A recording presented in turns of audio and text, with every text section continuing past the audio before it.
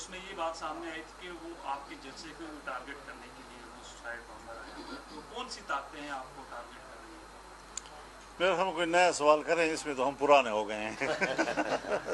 داڑیاں سفید ہو گئی ہیں۔ افغانستان والی سر کم عمر شادی سے متعلق کی تحریک آپ شروع کر رہے ہیں، اسلامی نظریاتی کونسل نے بھی فیصلہ دیا ہے،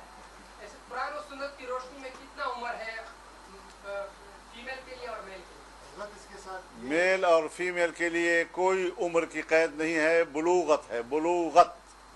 تو وہ بلوغت 12 سال میں آتی ہے، 10 سال میں آتی ہے، 13 سال میں آتی ہے، 14 سال میں آتی ہے، 15 سال میں آتی ہے، اور اگر کم سینے میں ان کے والدین نکاح کر دیں تو پھر اس کو خیار بلوغ حاصل ہے، بالغ ہونے کے بعد اس کو اختیار ہوگا کہ وہ اس نکاح کو قبول کرتا ہے یا نہیں کرتا۔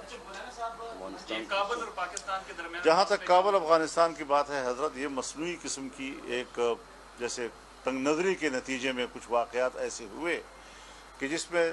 دونوں طرف کو مورد الزام ٹھہرایا جا سکتا ہے کہ جہاں ذمہ دار ریاستوں کو بہت بڑے تحمل کا مظاہرہ کرنا ہوتا ہے، ہم وہ نہیں کر پا سکے، جبکہ الیکشن سے پہلے یہ ساری چیزیں، اس کی بنیادیں ہم نے رکھ دی تھیں اور تمام شعبوں میں باہمی تعاون کے راستوں پہ اتفاق کر لیا تھا ہم نے۔ اس کی پیروی کیوں نہیں کی جا سکی اور کیوں ہم نے ان کامیابیوں کو کامیاب نتائج تک نہیں پہنچایا، یہ ساری چیزیں اپنی جگہ پر سوالات ہیں۔ لیکن اگر اب کچھ معاملات آگے بڑھے ہیں، یعنی اگر سی پیک کو ایکسٹینڈ کیا گیا ہے افغانستان کی طرف، تو یہ مزید آگے وسط ایشیا تک بھی جا سکے گا، اس کو ایران تک بھی ایکسٹینڈ کیا جا سکے گا، اور خطے میں پاکستان اور دوسرے ممالک ایک دوسرے کے ساتھ مفادات کے اعتبار سے، اقتصاد کے اعتبار سے، عوام کے باہمی فلاح و بہبود کے اعتبار سے ایک انگیجمنٹ ہو جائے گی ان کی، اور ایک دوسرے سے وابستہ ہو جائیں گے۔ اور پھر ابھی ہم اپنے جو سفارت خانے ہیں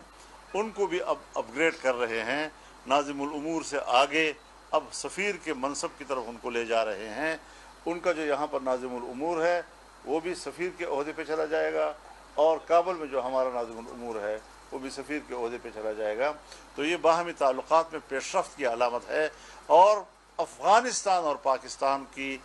بہترین باہمی تعلقات ایک دوسرے کے لیے ناگزیر ہیں، ناگزیر۔ مولانا صاحب یہ بات ہے کہ اس ملک میں ادارے ہیں اور اسی طرح اسلامی اسلام کے ساتھ اگر کوئی اس طرح آپ سازی ہوتی ہے، چھوٹی بات ہوتی ہے، تو اسلامی نظریاتی کونسل اور اکثر آپ لوگ بھی مطالبہ کرتے ہیں کہ اس کو اسلامی نظریاتی کونسل کے پاس جانا چاہیے، اور یہ قانون کی شادی کے سر کے بارے میں بھی کہا جاتا ہے۔ ضرور اسلامی نظریاتی کونسل کے پاس جب جاتے ہیں اور جب اس طرح کی ادارے کو فیصلے کرتے ہیں تو پھر احتجاج کیوں؟ دیکھیے، کونسل تو ایک ادارہ ہے، اس نے ایک رائے دے دی، اور اس رائے میں انہوں نے صراحت کے ساتھ اس قانون کو خلاف شریعت قرار دیا ہے، لیکن یہ سارا اقدام اسلامی نظریاتی کونسل نے از خود کیا ہے یا ان کے اراکین کی تحریک پہ کیا ہے۔ اسمبلی اس وقت قانون سازی نہیں کر سکتی جس وقت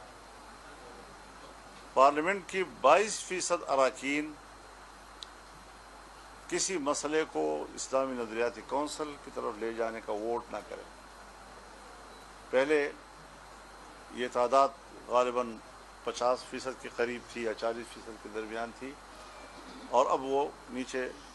22% پہ آ گئی ہے۔ تو اس کا ایک پروسیجر ہے ضرور اپنی جگہ پر، لیکن ہم نے صرف پروسیجر کو دیکھنا ہے، یا یہ کہ ہم خود بھی مسلمان ہیں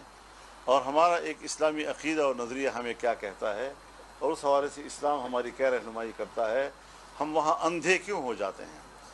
ہمارے آنکھوں پر پردے کیوں آ جاتے ہیں، اور صرف اس بنیاد پر کہ ہم نے مغربی دنیا کی پیروی کرنی ہے، ان کو راضی رکھنا ہے، ان کو راضی رکھنے میں ہمارے اقتدار کے امکانات پوشیدہ ہیں، تو آخرت میں اللہ کے سامنے پیش ہونا ہے یا نہیں ہونا چاہیے۔ تو یہ حکمران حضرت اللہ کا جرم کر رہے ہیں، یہ مجرم ہیں، कौम की भी मुजरिम है, आइन की भी मुजरिम है, कुरान और सुन्नत की भी मुजरिम है। मौलाना साहब ये बताएं कि